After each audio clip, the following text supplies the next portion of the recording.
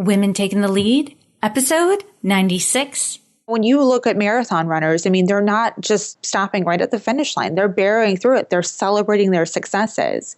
And part of that fearless, empowering energy that we as women leaders really want to embody and invoke, that's part of it. That's part of charging right through the finish line and tasks that we're doing and projects, and really allowing ourselves that time to celebrate and really honor our commitments to see projects through the finish line.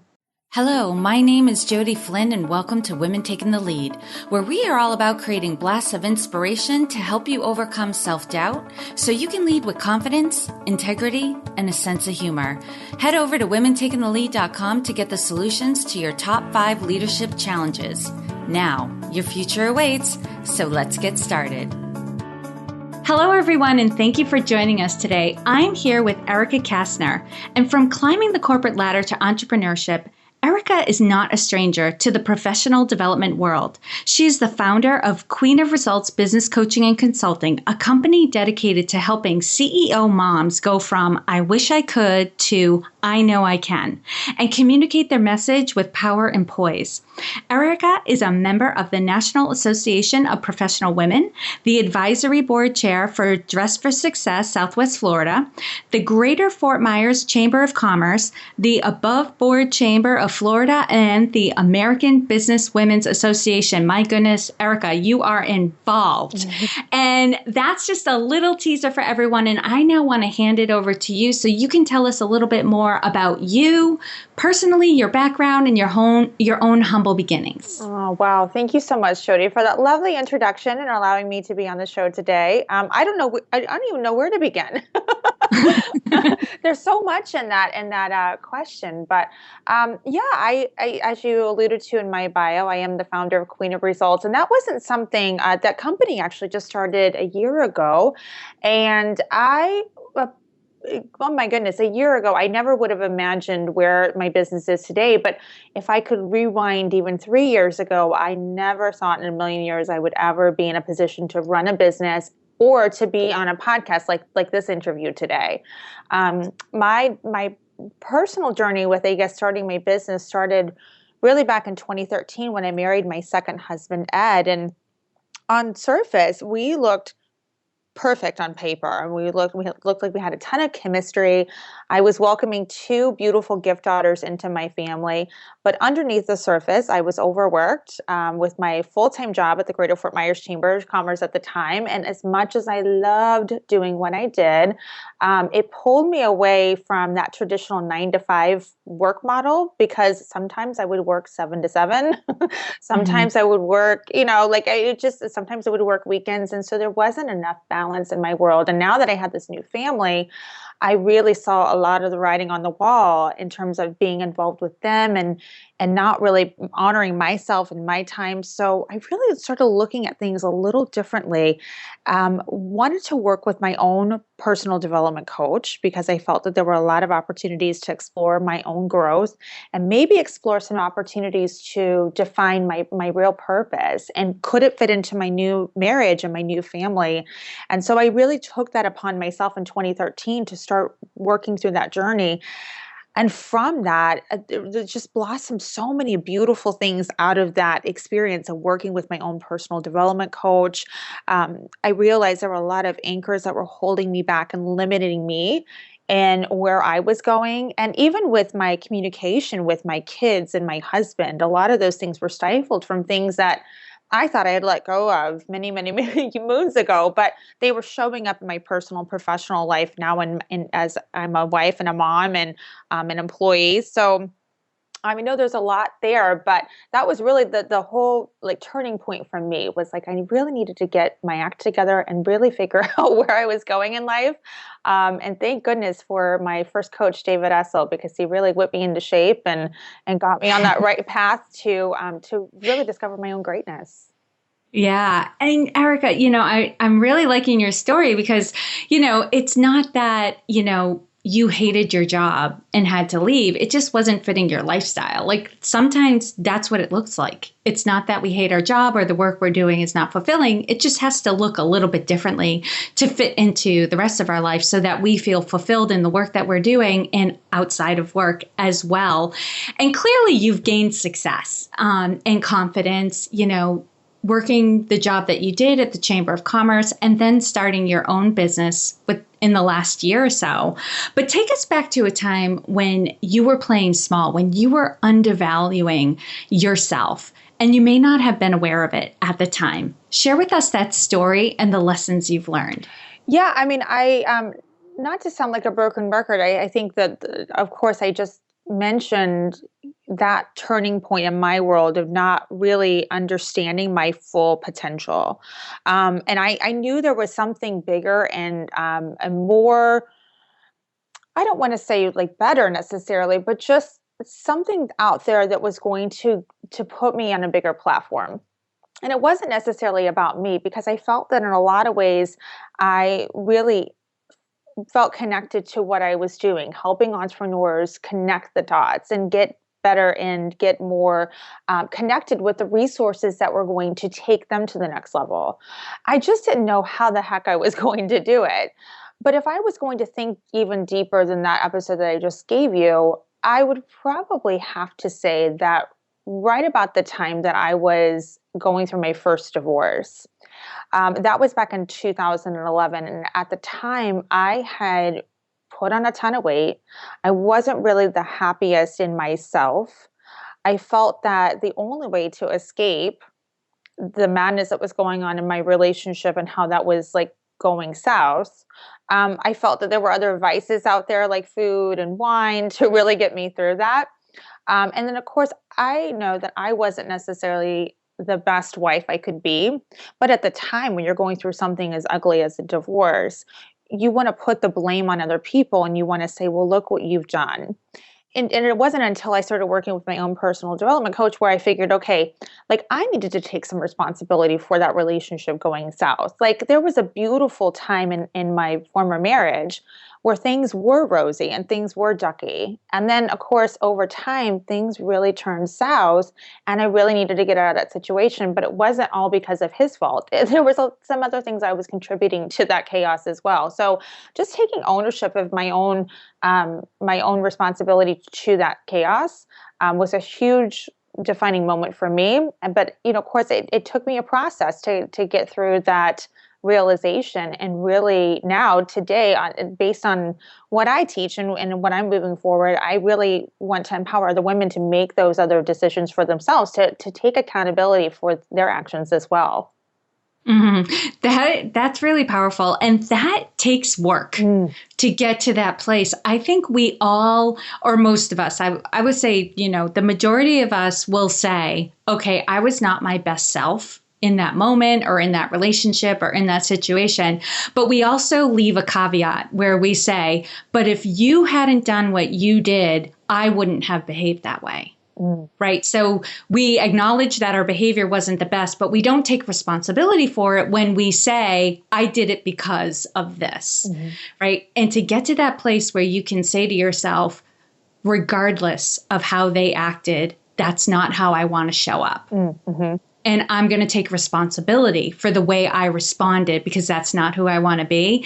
That's taking responsibility and that's taking ownership. And that puts a lot of power back in your court when you can say, regardless of how other people are acting, there's a certain way I want to be in the world. And then to move forward from that. That must have been an incredible insight in your life. And, it really does boil down to we cannot control other people's reactions. And I don't want to sound cliche when I do say that, but having that constant reminder, that we are only accountable to what we contribute and we're only responsible for what we contribute. So other people, other circumstances don't define us, nor and that's good or bad. That's not necessarily if somebody's patting me on the back, I don't own those words. Those are somebody else's words. Just as much as if somebody's tearing me down, those are not my words. So it's my choice to react a certain way.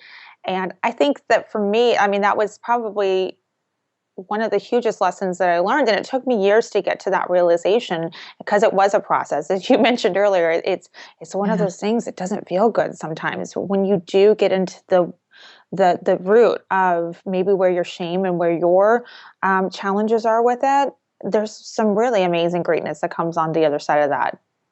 Yeah, absolutely. That's something I'm still working on. Like I realize what responsibility is and what it would mean to take it on. And sometimes I do, and sometimes I don't. In retrospect, I'm like, man, I totally played the blame game right there. Mm-hmm. I did not own it. So well done. Kudos. And, and for acknowledging that it's worthwhile to keep working at. Mm-hmm. And it does take work. Mm-hmm. All right, Erica, now share with us a time in your journey when you had a wake-up call. Take us back to that moment and share with us the steps you took that led to your success. I love this question because, again, it was the same summer of me I got married in January of 2013. And so by that summer of 2013, I was 6 months into my marriage, and I literally was thinking, holy cow, I am probably going to end up either in divorce court before 35 for the second time, or I'm going to, run off the road because I am just binge drinking. And so I laugh about it now, but back then it was no laughing matter at all. And I remember waking up and I was recovering from yet another hangover. And I thought, well, I have a couple options here. I can really consult my husband and say, look, I have a problem, or I can try to figure this out by myself, or I don't know. I didn't really have a whole lot of options. So for me, I remember waking up that morning and just feeling like garbage and just knowing that there was no way past it. I mean, what I was capable of anyway at the time, because I always swore myself, today's a new day and I'm going to start over and I'm awesome and I'm worthy of this. But when you do that enough times in a short amount of time, it really starts to weigh really heavy on you. And I felt like a failure. So as fate would have it, I actually was strolling down my Facebook account and I was like reading my news feed, and I had actually come across this opportunity to do a life mastery workshop. And I thought, wow, like this might actually be something that would help me overcome where I'm at in my world. Give me the strength, give me the confidence, give me the willpower to really turn my life around in a good way. And so by the grace of God, I was in that position to take that opportunity to go to this life mastery workshop for free. And then the other part of that was convincing my husband that, oh, well, you know what? We might want to both go to this together, because I felt like, okay, I had some challenges, but by golly, I knew he had some skeletons in the closet too. So it was just like putting us in that space of, and actually putting a lot of trust in my husband to really show up and be supportive. But more importantly, like for me to make that commitment to do that and not have to worry about, well, am I going to run into somebody at this workshop? And am I going to really have to put my problems and my, situation out on the carpet to be called out on and to be dealt with? So it was a brave step for me. And what was super encouraging was my husband was like, we've got to do this together. And it wasn't that he had a problem with drinking, but, he had some other personal growth development work to do. And we did that journey together, and we still do that together, which is amazing. But that was the turning point for me, was just, I got to get my act together and I got to do it fast. Wow. And thank you for sharing that, Erica. That's I'm sure that still takes courage to keep sharing that story too, and lay it out there and be vulnerable. There's so much stigma around, alcohol and abusing it. And of course, happened to me, it'll happen to other people listening. They're going to go, is she telling us she's an alcoholic? What does that mean? Yeah. What, and all of that stuff starts going on. But the reality is like, whether it's that or not, there's many different places we can look to for coping, right? And that's just one of them. What I heard at the heart of your story is you weren't happy with where your life was. And that's what you were using to cope with the pain of that or to numb it. And you had this realization that you had to face it. And it couldn't be by yourself. Like you needed support, you need community. And, bravo for realizing that and taking action on it. Because too often I think we try to, especially those things we're dealing with where, like you said, like, are other people going to know about this? Am I going to bump into people I know and then they're going to hear what I have going on? Because there's this fear that if people knew what we were going through, they would judge us, or they'd look at us differently. But the reality is like, we can't get through a lot of this stuff on our own. And it takes help and in partnerships and community and letting go of shame and this standard we have that you have to be like a super person, to get through life. And that's the way that people cope, that it actually takes. And that's why I'm such a huge fan of Brene Brown and her work. It takes like letting go of all that stuff and being really honest about what we have going on so that we can start to move forward and look at where your life is now. Like, so amazing. Well, and thank you for that. And I love Brene Brown for that same reason, in terms of, being in a place of, okay, we could look at shame and we could hide behind it. But if we bring light to it and we actually put it in such a way that doesn't make it a secret and doesn't make it sound so ugly, there's a lot of strength and a lot of power behind that. And I think that for me, people found out about my skeletons in the closet, and then they could pass judgment and whatever. And I have my own thoughts around that. I mean, again, it goes back to that whole, the people's reactions are on them. They're not on us. So if we're going to allow judgment and shame from somebody else to cloud our perception, well, on some level, okay, how is that serving you? How is that helping you out? Because if that's not the way you feel about it, you've got to own, how you truly do feel about it. And if somebody else wants to pass judgment, that's clearly on them. But getting back to really being visible with that story. I mean, it's my story to tell. So I think, and for anybody listening to this interview today, you all have a story. There's good, bad, and indifferent parts of your story. So, you can choose to lead with only the good, but the only thing that comes from that is, there's no grit to that. And so people tune it out because it's not the good. So I hate to be oh, the bad stuff is the good stuff. People do want to hear that, not from a judgment standpoint. More often than not, they want to know how the heck you did it. They want to know that, okay, gosh, here you are today and you are talking about it. I'm actually going through something very similar and I'm afraid to talk about it right now, but you were brave enough to go there. So let me listen to you. Let me bend your ear. Let me figure out maybe the steps that it took you to get to where you're at today. And if I can share that with anybody, oh my gosh, I mean, that's where the gift is, right? Yeah. Oh my goodness. And my mind is spinning and I'm having a visceral reaction too, because it's so true. It doesn't feel real when people only report the good stuff and you only see the surface things. And that's some feedback. And let me start with this. Your community must love you because they have an easy time connecting with you and relating with you because they know who you are. Because some of the feedback I've gotten is like, hey, you're really great. You're really helpful. We think the world of you, but we don't feel like we really know you. Right? Because we're not hearing the gritty stuff. The day-to-day stuff. And I know I need to open up more and share more, not like everybody needs to know everything, but just a little bit more of that stuff. And just within my, local relationships, with the partners I'm developing relations with, I have shared more of that stuff, my frustrations and what I'm working on and that sort of thing. And they're so appreciative of that.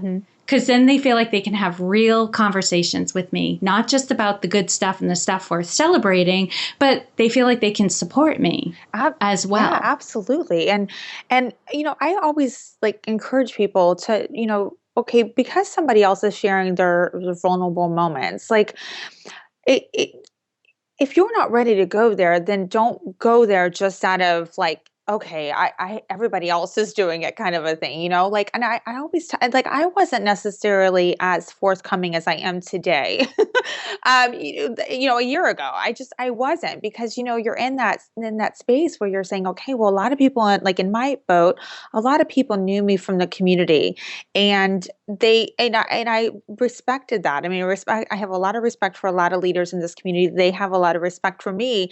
And so I felt that on some level that, okay, one, I'm leaving one part of my life, one chapter, which was the chamber, and I'm starting this new chapter, which is my business. I don't want to rock the boat.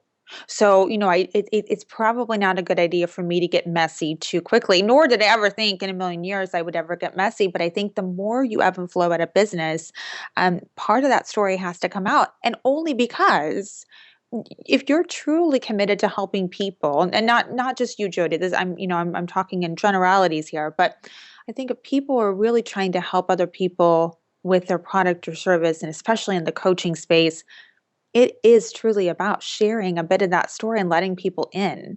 I love it. I'm taking that. That's words of wisdom I'm taking with me today. All right, Erica. And this is a good segue because, what I want everyone to get is there's no one way to lead. We all bring different things to the table. And so we're going to lead differently. And that's awesome. So, Erica, how would you describe your leadership style?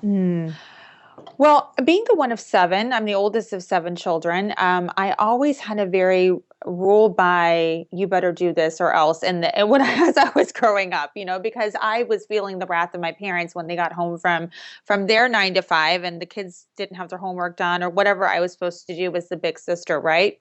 So I feel that style of leadership is not serving anybody. So I'm very much of okay, we have a lot of things we've got to do as a team, and how are we going to get it done together? So not everybody is the best fit or the most equipped to handle XYZ. But from a masterminding standpoint, or pulling a lot of heads together instead of just one, now, like for instance, when I started obviously the queen of results, I had me, myself, and I to answer to. Now I have a team of 5 that really help guide the vision of where we're going.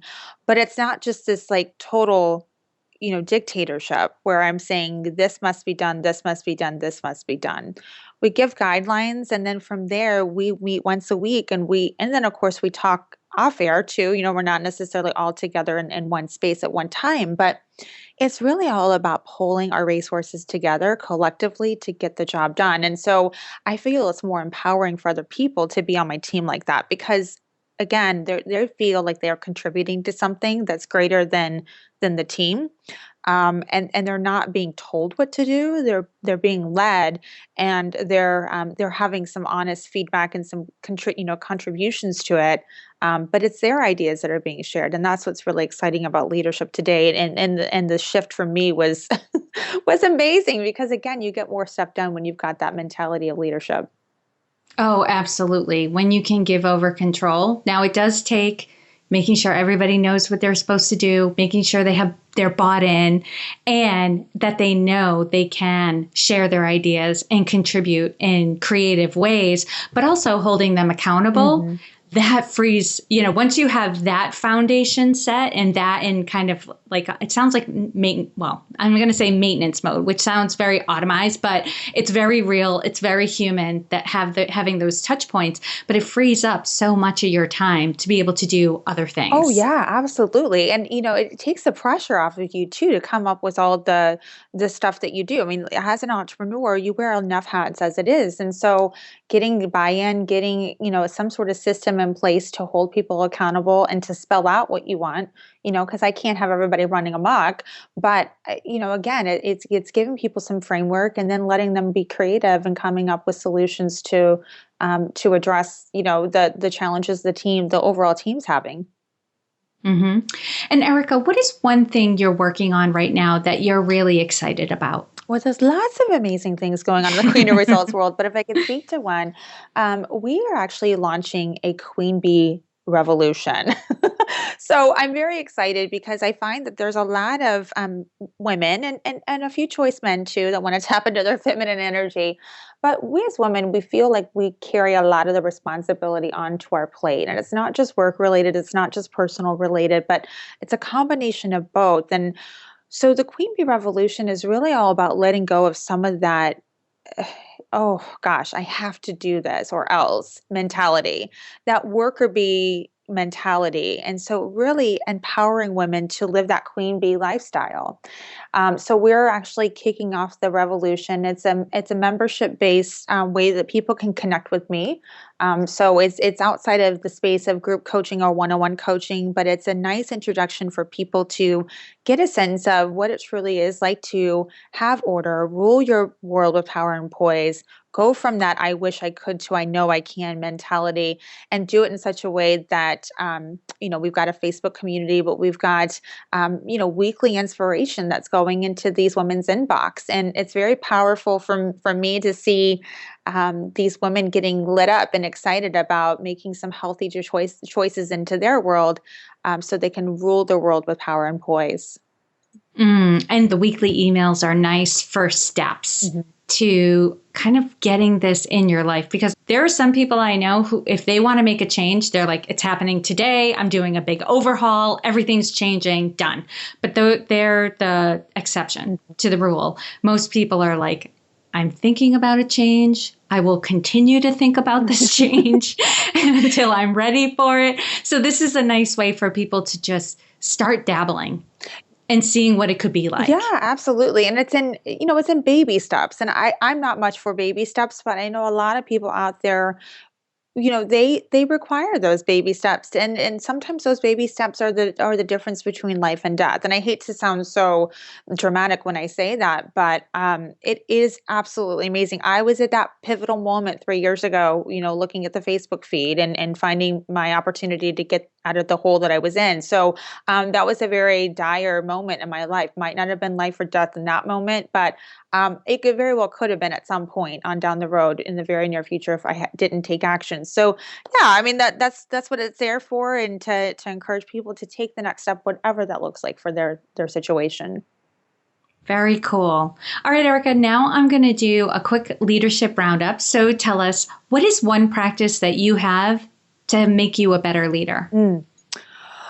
Well, I think I don't want to say I think, because that sounds so limiting, right? But for me, every day I wake up with vigor and purpose. And so part of that starts with my night before process. So especially, this has been very effective. And as you read in my bio, I'm part of a lot of different committees, a lot of different organizations, and they rely on my skill set to take them to the next level. So I'm always usually starting my night or my day the night before.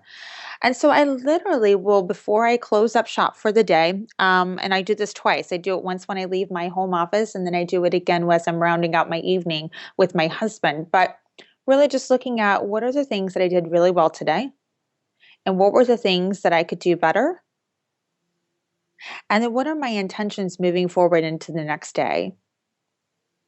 And so, sometimes that's putting a list together. Sometimes it's putting statements of gratitude out there. Sometimes it's actually just committing to some personal action steps that I'm going to take that are going to get me closer to my goals and my leadership goals and what I want from my team. But it's starting that process at night, and then having that opportunity to do it again with my husband is super powerful. And I feel so terrible for couples out there that don't have that opportunity to connect in a personal development space with their spouse or their partner.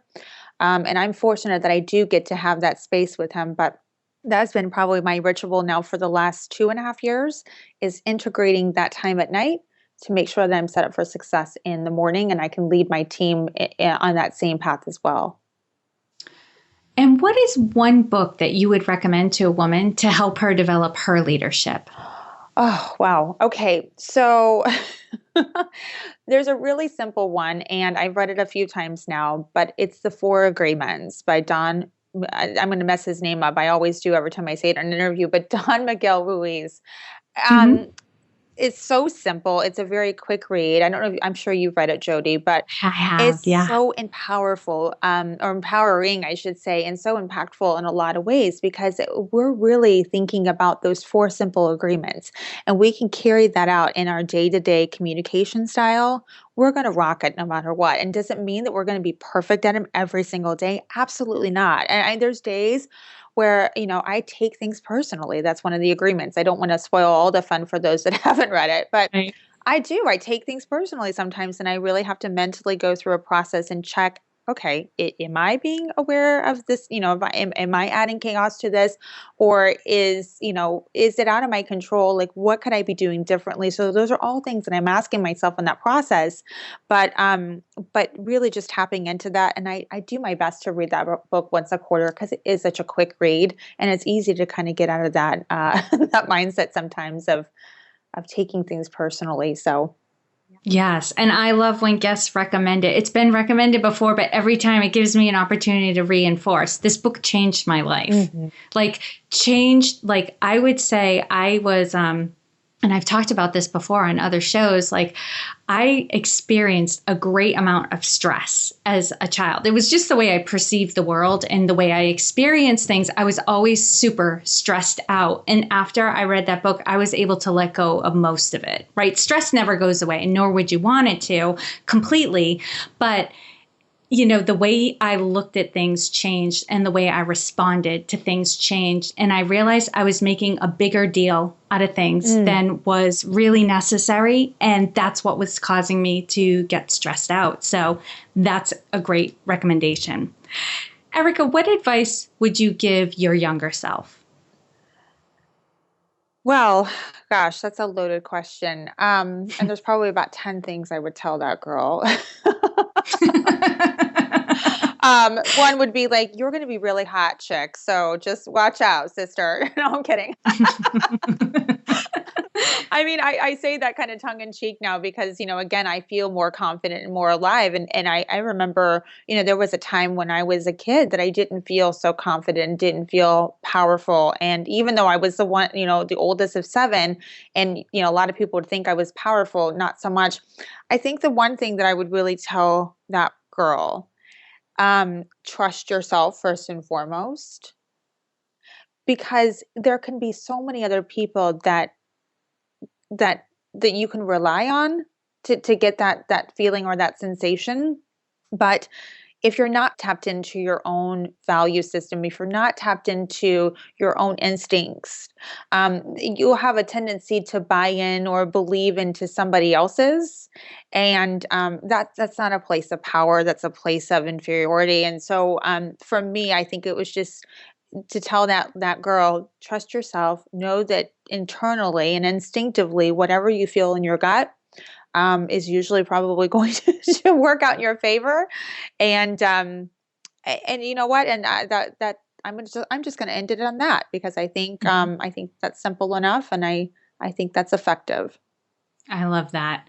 And Erica, share with us a success quote or a mantra and why it has meaning for you. Well, I've said this before in other interviews, but it's probably one of my most favorite compelling things. And again, this was something that as I was going through my own transformation into where I'm at today, I heard it and I was absolutely blown away. But one of my mentors, Robert Riopel, said it from a stage that I was actually at an event that he was speaking at one time. And he had said, "You are a warrior. You go through the finish line, not to it." And for me, like I felt like in a lot of ways up to that point, I had really gone to the finish line. I had never really sailed right on through it, right? So there were certain things that I was doing as a leader, as a mom, as a wife, as an employee, and even in my own, just trusting myself, that I would just get right up to it and then just kind of like, okay, that was good. So, when you look at marathon runners, I mean, they're not just like stopping right at the finish line. They're bearing through it. They're celebrating their successes. And part of that, fearless, empowering energy that we as women leaders really want to embody and invoke, that's part of it. That's part of charging right through the finish line and tasks that we're doing and projects, and really allowing ourselves that time to celebrate and really honor our commitments to see projects through the finish line. Love it. And lastly, Erica, what is the best way for this community to connect with you? Well, thank you for that. So the best way for people to connect with me would probably be through my Facebook group, which is the Proclamation of Power Moms group. So we have just over 1,000 moms that are in different places in their entrepreneurial journey, but they're all moms or they're all motherly in some way. And that's a really fun place to connect. There's also an opportunity to connect on thequeenofresults.com. And then, of course, I have my own podcast, which, Jody, I know we're going to have you on the show in a hot minute because you're awesome. But the podcast is called Proclamation of Persistence, the Busy Professional's Guide to Triumph and Success. Love it. So there's something there for everybody. And for those listening, you can find all the links. Don't worry if you're driving or on the run or anything like that, because all the links and resources shared in this podcast, you can find at womentakingthelead.com, or you can use the short link, which is womentl.com. And Erica, thank you so much for taking the time to inspire and enlighten us. We're all better for having met you. Thank you so much, Jody, for having me. I really appreciate the opportunity. Thank you for joining me on Women Taking the Lead. Were you inspired to take some action today, but maybe don't know where to start? Or maybe you have so many great ideas you can't decide where to focus your attention. Don't let stress or overwhelm stop you from having the career, the business, or the life you want to live. Head over to womentakingthelead.com/coaching or use the short link womentl.com/coaching to sign up for a consultation with me. And to strengthen you on your leadership journey, I'd like to send you off with a quote from Marianne Williamson, so here goes. Our deepest fear is not that we are inadequate. Our deepest fear is that we are powerful beyond measure. It is our light, not our darkness, that most frightens us. We ask ourselves, who am I to be brilliant, gorgeous, talented, fabulous? Actually, who are you not to be? You are a child of God. Your playing small does not serve the world. There is nothing enlightened about shrinking so that other people won't feel insecure around you. We are all meant to shine as children do. We were born to make manifest the glory of God that is within us. It's not just in some of us, it's in everyone.